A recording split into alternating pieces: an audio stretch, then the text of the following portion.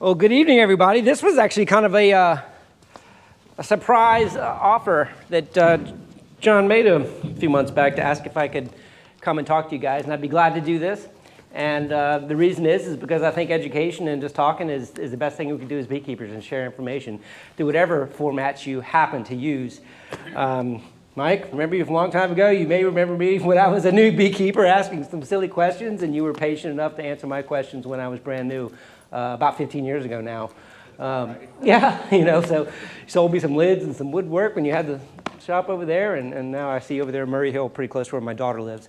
Anyway, a little bit about me. My name is Chuck Cook. I live here in Jacksonville, kind of a military background and career. I'm currently a what you would call a pilot in leadership at an airline up in New York, so I commute a lot. I fly to New York about 60% of the month, and I drive to Orlando about the other 40% of the month where my teams reside. I am an Airbus captain, so I am a technical pilot. I do fly and do that about 1 or 2 days a month, but most of my day is leading technology solutions for my airline. But when I'm at home, I do what I love. I like to make videos. I like to work in the yard, I like to garden, and of course beekeeping has been one of my passions for a long time. I have several YouTube channels, not just this one. We're going to talk a little bit about tonight, some of the things I've got on there, because I like making videos and stuff like that. It's a way of documenting and teaching and learning, and plus I get to use computers and cameras and all the like at the same time, which is fun. What John wanted me to talk about tonight was something that I posted on YouTube, was about something I did back in the spring, was using technology in order to technically know how a flow was on. Now here we are in the fall, and as Mike just mentioned, hopefully making a little bit of honey. I got some data on that too, sharing it. But the purpose of the channel is to share things through the season. It's even the very top of my @ChuckCooksHoney or Chuck's Honeybees is Zone 9A. It's in my YouTube channel title so that you know where the information is relevant, which is pretty much where we are. So we'll just go ahead and get through this. Anybody know what this flower is? It's a blue primrose willow. That's right. Well, how about this? I do have the names on each one of them, but have you seen it? Yeah. Ditches, right? Ditches and swampy spots and things like that. It is one of the kind of the yellow flowers. Interesting, most of the flowers that bloom this time of year are yellow, so you start to see them pop out a little bit. There's one up close, obviously being used, gathering a little bit of nectar and pollen. Spanish needle. This one's pretty much done here now, but it's an indicator.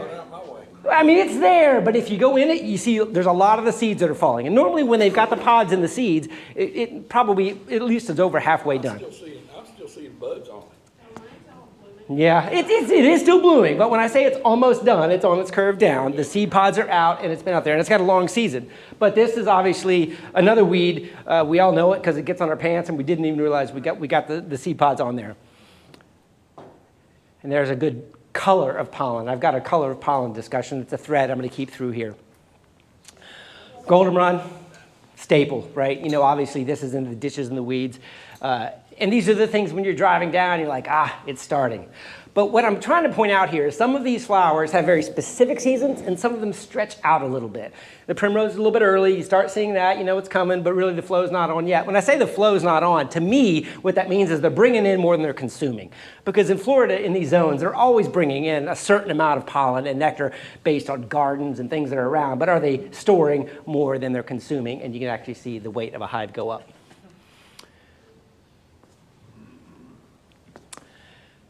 So, pollen traps. Obviously a pollen trap. Some people like to collect pollen to sell it. Some people like to collect pollen to eat it. I like to collect pollen to watch it because it obviously is another indicator of what is blooming and why. I'm actually in the process, I've been working on it for about 2 years now because I forget to do it. I'm in the process of making a calendar, January, February, March, April, May, June, July, right on about the 15th of the month. I'm going to try to get a picture of about that resolution, and it's nothing more than the colors of the season in the pollen trap. I don't sell a lot of pollen. Was that a question, John? Yes. Did you find out what the black pollen is? You mentioned that in your video. We'll keep going on that. That's my teaser. Okay. But there's a lot of mystery in here. I mean, we saw the little yellow, the orange pollen basket on the Spanish needle, so we could probably say some of those oranges are in there, but we really don't know. But either way, unless you actually go and watch your local area, and take the radius that your bees might be going.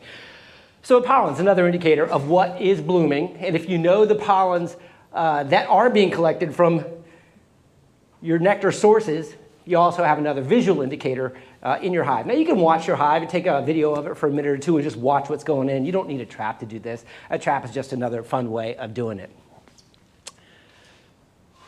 Golden rain tree. One of my favorites, specifically because, man, when those tops boom, they just boom. They're almost like a weed, but they are kind of native to this area.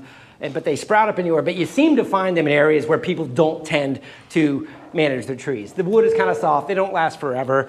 But boy, when they are blooming, they are beautiful, especially this time of year. And the bees love them, both for pollen and for nectar sources. And I've been chasing these golden rain tree foragers to get pictures of their legs. And there's a little sneak peek there. 2 weeks later, not even 2 weeks, same exact hive, same exact pollen trap, completely different change of the season. Reminds me a little bit of fall, just the colors in it, but it's just the pollen that the bees were bringing in on this one specific hive. So I don't even have, I mean, obviously hives can behave differently too, right? If I'd have collected from a pollen trap 2 weeks apart and showed you two different hives, that would almost be inconsistent information because bees kind of talk to themselves and collect different things, different amounts. But this hive completely changed. What's the black pollen? I'm not going to be able to answer that accurately. I have to do a little bit of research on it. Bringing it in like crazy. Yeah, anybody know? Well, anybody got any good ideas on white? I think it's Mexican clover. Mexican clover could be. I don't know that one. Is that a weed? It's a little Tiny little thing you wouldn't even notice. it grows everywhere. I do have a bunch of pollen kind of charts I've printed out off the internet, but guess what? None of them are from around here. So I'm working on that just for my own little chart, and I've got it, but obviously I don't want to make any mistakes either about what is from what, so it takes a little bit of practice and experience, but I think groups like this are a perfect area to discuss this and to say, what do you think that is coming in this time of year? When I opened that pollen trap that day, I couldn't believe it. I'm like, holy smokes, what just happened? Back to the point John was asking about. Good question. Well, I'm saying this is a comment that even though, like in this area, we could say, yeah, this is this, this is that. I live 9 miles that way over from my house is totally different. Absolutely. And it's because of the radius, right? I mean, if you live in an area and they have all they need with one weed or one crop, they're not going to go any further because they're getting everything they need from what you have in your area, especially if you plant it. And, you know, I heard about planting in the gardens and things like that. You know, if you plant the right things and they're close, the bees won't need to do that 3-kilometer radius that we hear about. Any other questions on that? Okay. I don't know if this is going to work, but this is another technique I do, and this is a video, but I don't think a video is going to play. I don't know. Sometimes they don't work through these things, but I will, let me see if I, oh, there it is. Sugar water feeder in the front yard, not in my apiary, meaning like you don't want to open feed necessarily in your apiary because you can create robbing scenarios and they could find some of your nukes or your small hives and they could go there when the feeder's empty. So I like to put sugar water 1-to-1, basic stuff you normally feed, set it a few hundred yards away from my apiary, but where I can walk in and see it. And I'll just press it again if it'll keep, well, I'll go back. It's just a little feeding frenzy, and it gets much worse than this. This just happened to be the clip I grabbed for the purpose of this video a few weeks back. But when the flow starts, this is what happens. Pretty much. I mean, it's not a golden rule. They can find sugar and they will go to it. We've all heard stories about, you know, them coming to sugar water no matter where it is. But in my area, they prefer nectar over sugar water if it's available. And this, my little indicator right out in my front yard was how I timed that. How do you keep the fire ants and the yellow jackets there? Because that's why I put the feeders up, and the first ones to find are always the damn ants, followed by all the yellow jackets. Yeah. Anybody got any good answers to I that? think it's location too, though. Yeah. Yellow jacket. I personally don't have a fire ant issue over in my neighborhood, but I know a lot of people that do. I have a lot of little sugar ants and things like that. And honestly, sugar ants don't really bother a feeder up on a tree. Now, I wouldn't want to. They want protein, don't they? I'm sorry? In the fall, don't they normally go for protein? They go for both. Well,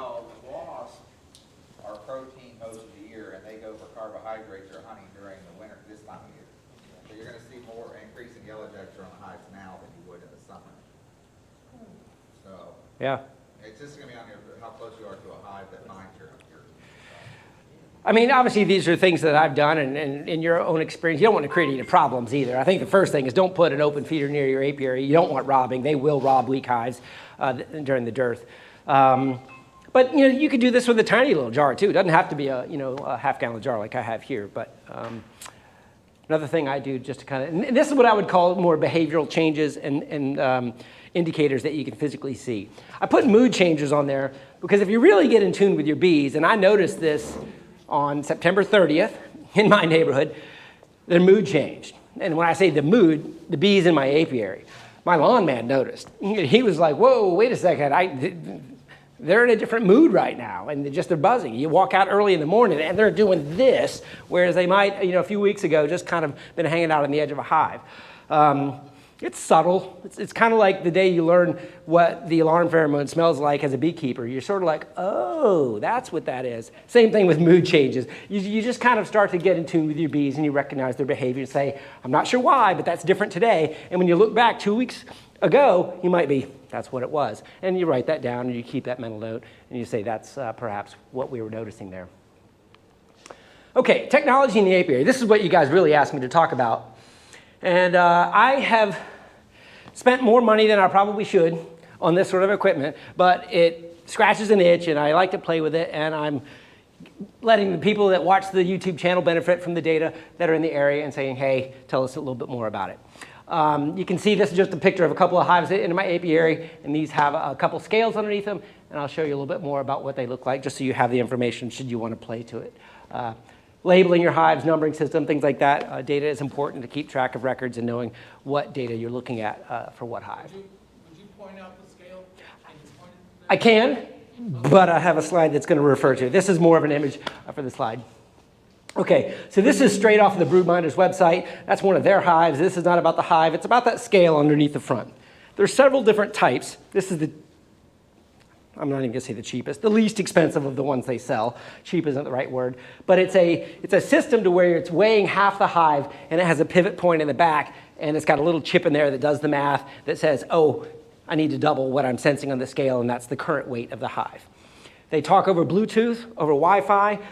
They have little devices that can talk and go to the internet. You can take it down to your phone where you don't need any internet connection. They've even got an adapter on here with a cell phone card in it if you wanted to put it in an out yard and have your data real time. But that's just kind of the business they're in. I think there's a lot of different ways of doing it. This is an up close of it. Believe it or not, the way they weatherize this thing, that bottom piece is just a piece of metal. The top piece is just a wood top plate, and this has got just a piece of plastic over the top of it just to give it a little bit of a rain shield. That's all it is. It's humidity tolerant. It's got a battery in there they said will last a year, year and a half. Mine haven't dipped below 98% in well over a year, so tiny little battery keeps it going. So I looked at a lot of different types of scales. I looked at buying industrial scales and putting them underneath there. You kind of do the lift, and the weight of your own hives. It's kind of hard to get data from a lift, so I was like, how can I weigh these? I'm interested in maybe the scales that Mike mentioned that are a little bit cheaper. I think these options should continue to get cheaper and more usable. What's the price on this one? It's like $237. So the one at the show the other day was $199, and it's a full hive scale. It's not a tipping.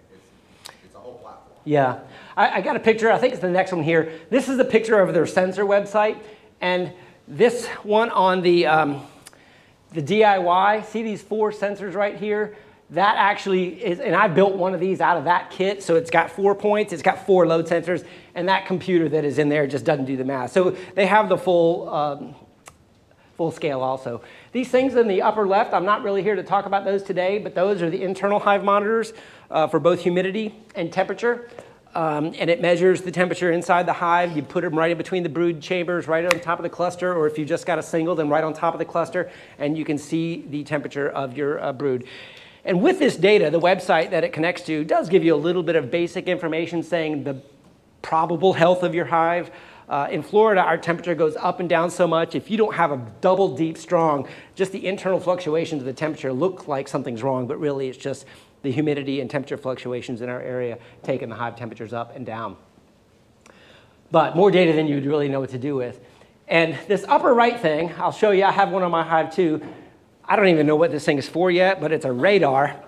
and a vibration sensor. It's called the BDAR. I bought one of them, and it shows activity through radar, records it down, and really all I think it tells me so far is when the young nurse bees come out to orientate at the end of every afternoon, and it's just this little figure-8 feeding frenzy kind of right outside the hive. I see all of that as a huge spike at about 3:30 to 4:30 in the afternoon every single day. But there's a lot of engineers working on that, that data to say what else can this tell us. Yeah? Well, you know at 3:30 that your nurse bees come out, but if that happens at noon, it's like, okay, someone's here robbing. I don't want that. Well, it could be an indication. I have not had these up during a swarm. They say they can see a swarm with the radar and also the hive weight. They say that a huge drop that's not as part of the historical data, that is a swarm. Yeah.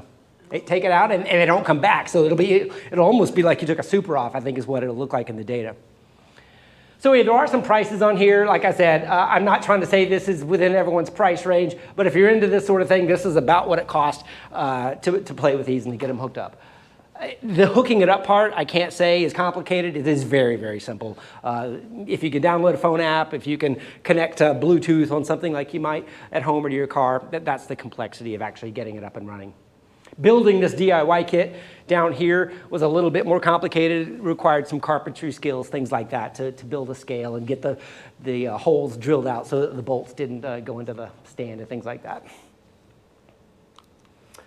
Okay, so this is back to the picture, and now you can see, after I've shown you those pictures, where the hive scales are on my hives here. You can see this first one has a scale and a little, I made a triangle, sort of a pivot point in the back of this one. You can't see the backs of these other ones, but you can see these first three, hive 5, 6, and 7, all have front end scales on them.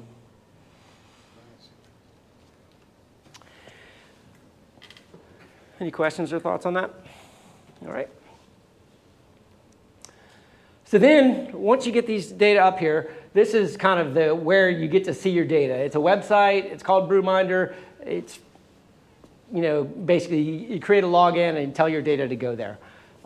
This is just to show you where the website is and what it kind of looks like when you get there. But now we're kind of getting into the data section. So you create an apiary. You can see in the upper left, I created an apiary. And inside of that apiary, you add all of your devices. Hive 1, 2, 3, 4, 5. And every single one of these hives doesn't have a device, but I've given a spot for every single hive. You can see the actual devices are over here on the right. Give a little color so that the lines and the plots and things like that have a little discernibility. Over here to the right is a little bit of the data that they're trying to give you. Like, my hives are not all red in fitness, so I'm not sure where to trust this information about fitness. Over here, they're giving you some alerts and things about pollen collection, but the weight and the productivity and some of that, I think, is some of the interesting. And then the brood percentage. Somehow they're trying to calculate brood percentage from those temperature sensors. I haven't spent any time to analyze that, but it's information that they're giving you there. You might ask, how much data is this? These scales report every minute. So you're getting a lot of information. Almost too much. I kind of wish some of these graphs I'm going to show you had some smoothing curves to them so that I didn't have to interpret the spikes in and out of the day. The website's very easy to use, very easy to configure, but once you get it connected, and then you click onto the apiary, and I believe it takes you to a slide like this. I heard somebody said, holy crap. And I'm showing you like the first 2 graphs out of about 8 that are on the web page, because mostly what we're talking here is about the flow and information of the flow. Got my colors back over to the left so I can see my labels. I got hive 1 through 11 labeled. You saw my little plastic labels so I can look out my window and remember which one it was if I forgot, or take little notes, remember what it is. But what I've got here, and these snapshots I made a few weeks ago. I got a few newer shots I'll show you a little bit later. The dotted lines down here is indicating humidity based off of my zip code and the local weather source. So if I didn't have a humidity sensor, I can type in my area code just like you can on weather.com or Weather Radar or any other app you like, and it's plotting the humidity there. But you can see the internal humidity sensors and the other humidity sensors are following that trend pretty accurately, but the humidity is showing it's a little bit higher, and that's on that second graph down there. And the hive temperatures are up there on the top. Now, There's some pretty interesting information in here, and I might have to come back to this after a conversation. But do you remember, I was out of town, I was in New York this day, but Tuesday through Thursday last week, what happened? My rain gauge when I got home had over 3 inches in it. And we were in the beginning of a flow, and then bam, got 3 days of hard rain. Can you see where the rain happened on that data chart? On that top. Right when those lines stopped, they just flatline. And down here on the humidity curve, you can see the humidity curve change too. And right after that rain, the temperature dropped after the front. It was in the data, and now it's stored in there. So now I can go back and look after this entire season is over and see the impact of that rainstorm on the entire flow. We all have these anecdotal stories of why the flow is good this year or bad that year and not good or bad. And we have anecdotal memories, the winter, late freeze, all these other sort of things. But having this data stored and ready for you, it helps a beekeeper kind of go back in time and look at the data. And I'm posting this on my YouTube channel every time I get a chance to analyze it. So anyone in Zone 9A that's interested, just got to go take a look at the charts I post. You like arbitrarily in this app, like pick a point and add your own notes to like explain things. So if you come back a year later and go, what was that? You can click it out. Absolutely, you can. Yeah, you can add notes. You can add it to a Hive note. This app will let you do inspection notes. It'll let you do Varroa mite counts. I mean, you could add any sort of manual. If you take notes on your Hive lid or in a piece of paper, it'll let you throw them in here too. I find in the apiary, I'm not very good at digitally taking notes. I'm running through, I'm writing on my Hive lid, or I'm doing some stuff like that. Pulling my phone out and taking notes just doesn't work, whether you got gloves on or you got honey on your fingers or whatever it is. Yeah, that's a good way, a really good way. Dictaphone, and take your iPhone and have it record anything. Okay, now this is a 30-day weight change chart I put up here that I recorded on the 10th of October, so this is before the rain. And this is when I got the idea for the video that John saw and said, hey, wait a minute, because what I was trying to do was say, when did the fall flow start? And on that graph, there's no doubt in my mind when my hive started getting heavier than lighter. It was on September 30th, on or about, that morning. Now, granted, most beekeepers aren't that precise, and now that I know that date on my scales, I'm sitting there thinking back, and I'm wondering, where was I that day? How did the bees behave? What was the weather? Did it rain 2 or 3 days before that maybe started it? Or is it just the day in the season? And this is, pretty much plus or minus 2 weeks when it happens here anyway. But then I started thinking of those flowers we saw at the beginning of this presentation. And in my area, that is probably plus or minus 2 days of when that goldenrod just started turning yellow. The Spanish needle had been blooming for weeks. The primrose was already out there, but the goldenrod was just starting to turn yellow. So I'm taking that as a data point this year, and I'm going to remember next year, and I'm going to just see, was that my indicator within my little 10-block radius of the weeds that my bees start collecting from? And when that starts blooming, starting to turn yellow, producing nectar and a little bit of pollen, that is when it happened for me. Now, granted, this is a 30-day weight change, so you get to see all the way back in mid-September to mid-October. Now, I'm going to zoom in on the same app with a 7-day weight change. And this one I started a day before I think I predicted the flow, so I backed it up to Friday, September 29th. And I ended it on the 6th, and I put in just a little arrow in there. That was something I did in post-production just so you can see the smooth curve. I kind of wish that the website would smooth these for you. But to me, that's the start of a flow before the rain. Any questions on that? See these little, to answer your question, sir, these little Hive tools and notes and alerts, those are little things you can click on to add that metadata if you want to add notes to it. Okay, a couple more. I was working on my PowerPoint presentation for you guys this evening. A couple days passed, and the weather changed. And it started cooling off, and the humidity dropped. And that curve, the rate of change decreased. It's still sort of going up. You could say it flatlined on the weight up on the top, but the temperature right here and the humidity, this drop in humidity and temperature, definitely affected their behavior. Maybe it was the forage. Maybe they didn't get out until 11 a.m. because it was 50 degrees or 55 degrees where you are, and they just a little colder, needed a little bit more warmth, or the humidity changed, or it changed their behavior. I probably didn't change the nectar flow as much as it changed their behavior. The flowers are probably still producing nectar. They just couldn't get out there as much, or they didn't like the temperature at the crack of dawn like they did the day before. Plus, there was a lot of fog too during those days. I guess they want to sleep in when it's nice. Yeah, these are all exactly good reasons. John? So basically, your up and down, is that from the weight of the bees each day, or how is that? Yes, so that the stagger in the upper weight graph, the reason it goes up and down is the bees leaving, bees coming back. There's a little bit of atmospheric information with the way these hives calculate weight, and that does seem to affect the scales. It's not a perfect flat line. Have you ever noticed, like, you had mentioned them consuming honey before that scale goes up. Have you ever thought more of them drying the honey and the humidity and the moisture in would be lighter as they dry out the honey, and that would... Well, that definitely would decrease the weight after, but as beekeepers, we're sort of measuring a net change. I mean, that obviously I would probably be able to see that precision, you know, after the flow stops and as they desiccate it down to the percentage that we like to cap. I could see where you could think wrong that where they're actually consuming honey as opposed to maybe drying out honey. Yeah, you know, I think, yeah, you're exactly right. I can't disagree. I don't know if you studied how much difference that would make. You Not- have to go in. Not yet, not yet. Drying, you can see the humidity change. Yeah, but as beekeepers, what are we actually looking for on that tail end you're talking about? To me, is it time to take the supers off? You know, are they pretty much done? Is the season over? You know, or am I going to let it go for a week and see that flat line or maybe decrease a little bit, and then I'll say, okay, well, I thought it was going to be a magical fall, but actually it looks like they're done, and then you get to work and you can remove the supers and make sure they got enough food to get through winter and work on your. It's just a decision point to make.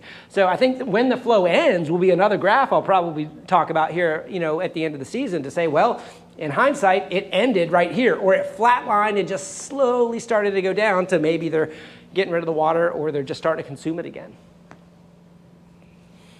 Lots of insights into this information, and everybody sees something different, so those are good points. Okay, so I updated 30-day weight change. So I did this morning because I'm like, you know what, these snapshots I took a few weeks ago are actually kind of old with respect to measuring this. So I took that this afternoon, and it goes all the way back into the same point, September 16th. You can see the September 30th kind of line right here in the middle where the flow began, and that great increase rate that was my first slide that I thought was our trend has definitely flattened off.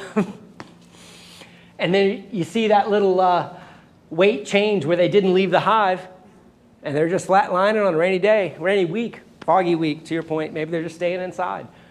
So that also gives to your point a little bit that the up and downs are definitely bees leaving the hive, because on the rainy days where they're not leaving the hive, it's definitely a little bit more static. But in the last few days, as it's cleared up, even though it didn't really, really warm up, you could tell the bees are flying, and they're coming and going again. I don't know about you guys, but this sort of stuff fascinates the heck out of me because it just adds a whole nother dimension to beekeeping when you like the numbers, you like data, or you want to build a spreadsheet to kind of to see what's actually happened. People have been doing this for decades. They know this in the back of their head from the natural indicators that we talked about at the beginning of the presentation. They know those indicators, or they know the behavior of their bees we talked about, the mood. When they stop coming and going and they just start sitting on their landing boards, they're probably done. If you don't have those insights yet, maybe you get them a little quicker, or you learn from somebody else that's watching at this level, and you might become in tune that much quicker. Okay, that was my primary presentation with scales, but I did want to just kind of, John wanted me to talk a little bit about what's next, what else I'm thinking about. It does tie into this conversation a little bit more, so I just have a few extra slides here, then we're going to have questions or anything else you guys want to talk about probably a video I'm going to make within the week if I'm definitive that I got the answer right. I don't want to put anything out if I got the answer wrong. It goes back to this picture about what the heck is that pollen, that dark pollen specifically, that changed in that week. What did you say? Dave thinks it might be Bahia grass, is that what you said? Yeah, the black pollen, hail grass gives you a black pollen, yeah. So I'll add that to my list. So I'm going to show you where I am on my research, and I swear I did this today. So I took that was the picture from a few weeks ago, but the pictures you're seeing today, I did today. Goes back to this rain tree, because that rain tree in my neighborhood just pops. And I'm like, it's a yellow flower, but gosh darn it, I think it's bringing in something dark. And if you look at the anthers, and the anther on a flower is the part where the pollen comes off, not the pistil, which is where the nectar comes out. And the anthers out there, they're dark, even on a yellow flower. So looking at that yellow, beautiful tree, looks like it's got dark anthers on there, which probably means dark pollen, but there's really no way to know. If you watch a honeybee on there and she has got dark pollen in her baskets, it's more than likely being collected, because foragers and nectar providers typically only go to one flower source. So, real quick, about pollen analysis, there is a book, a real serious book about identifying pollens. It's about $1,000 for the book. You can look at it under a microscope and determine what it is. But the other thing I was going to say is, have you considered collecting those pollen samples and send them to the lab for actual identification? Hold on that. I think you just take a little piece of the pollen out of the tray, taste it, and taste one of those, and it goes about the same. It's probably this. I don't know. These taste buds on my tongue might not be as good as yours, but I definitely don't think I could do that. Okay, so I went out and cut that goldenrod branch off. And this was me out today preparing a slide with 4 pollen grains that I found in my tray that were as dark as they could be. Obviously, you saw there was an array of colors in there. I tried to pick the very most dark ones in there. And I did 4. You can see 1, 2, 3, 4 on that slide. And I'm adding a drop of water, a little pipette, to get the pollen to kind of spread out just a little bit. Got the tweezers and got the flowers. Pulled out the microscope. You're right on. Also, it's a little subtle, and it takes a little learning your apparatus, but you could also get an XRF with a biochem algorithm on it. I didn't get one of those yet. That's my way. Yeah, a little tell. I had one of these from when my kids were in school, and this is a 2,000 power. But what I learned today was you don't need more than 800 to get a good size of a pollen grain. It's about the right size. They make some of these that have cameras on them. Don't spend any money on a camera-based lens. There's a way to do it with your iPhone that I did today. You can take a picture. You can get a good binocular microscope off of Amazon for about $250. That was 170. I mean, really good. So yeah, With oil immersion lens and everything. you're right. And this one has the oil immersion at the end, but that was almost too much power for this example. It's about 2,000. You don't really. Yeah. 400. You throw in the 2.5 magnification on, you're up to 800 on the 40 power. So. Which is what I'm looking at right here. Is I did the 20 lens with the 40 and took it up to 800. You could actually see it at 400. Yeah. But there it is. So 800X, the pollen that I scattered off the anthers out there at my table that you saw me out in the previous picture, got a little drop of water and put a slide, glass slide on top, threw it under there, searched all around, had to relearn how to focus and find the right thing, try to get the best picture in the best light. And I was like, these are coffee beans or footballs. Now, you got to make a mental note, because pollens are as different as people, and every single variety is different. And I even think within a species you get variation, but you find trends and traits that are specific. Because a golden rain tree isn't a golden rain tree, and a goldenrod is not a goldenrod. I mean, as a matter of fact, in Florida, there are dozens of goldenrods. So I don't think you could say this is goldenrod pollen. I think you'd have to say, well, this is the goldenrod pollen from my ditch, or this is the goldenrod pollen I collected on this street.